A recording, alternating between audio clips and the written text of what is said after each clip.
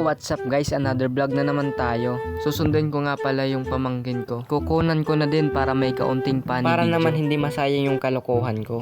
Pagtingin ko nga pala guys sa daanan is bahang baha. Pagka ganito nga naman na maulan is binabaha talaga dito. At wala na nga akong ibang magawa kundi lumusong sa malamaylong tubig na to. Asukal na lang ang kulang, pwede nang inumin. At grabe, sobrang maputik ang daanan namin lalo na kapag maulan talaga ang panahon. At pagkalabas ko nga ng kalsada is ito ang sumalubong sa camera ko.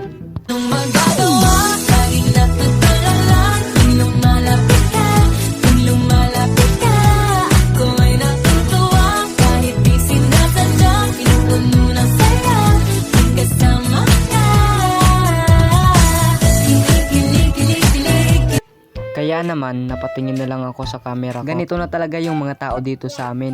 Wala ka na ditong makakausap na matino, bulero, pilosopo, basta lahat na nandito. Kung ikaw ba naman nandito sa lugar namin, baka mapipikon ka sa makakausap mo. Yung tipong tinatanong mong maayos, ang layo ng isasagot sa'yo. By the way, naglakad na lang pala ako papuntang paaralan. Kasi sayang yung pamasahe ko. Kaya ko naman nalakarin.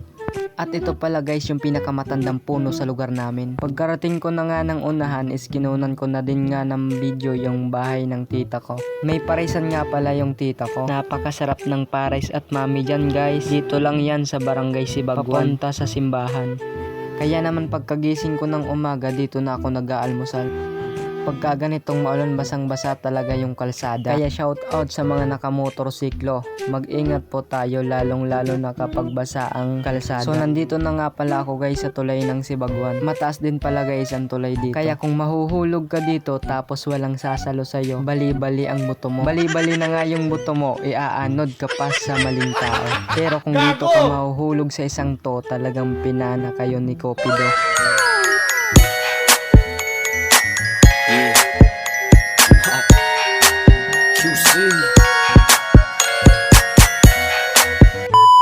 Etong dalawa naman broken daw sila.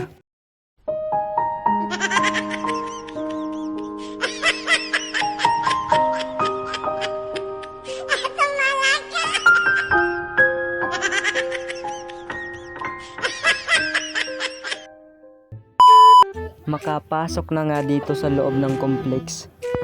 Uy, sakto madaming tao. Pero teka lang, parang nandito si Piang.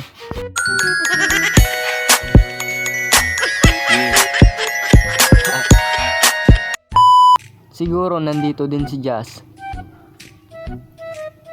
Uy, si Jazz.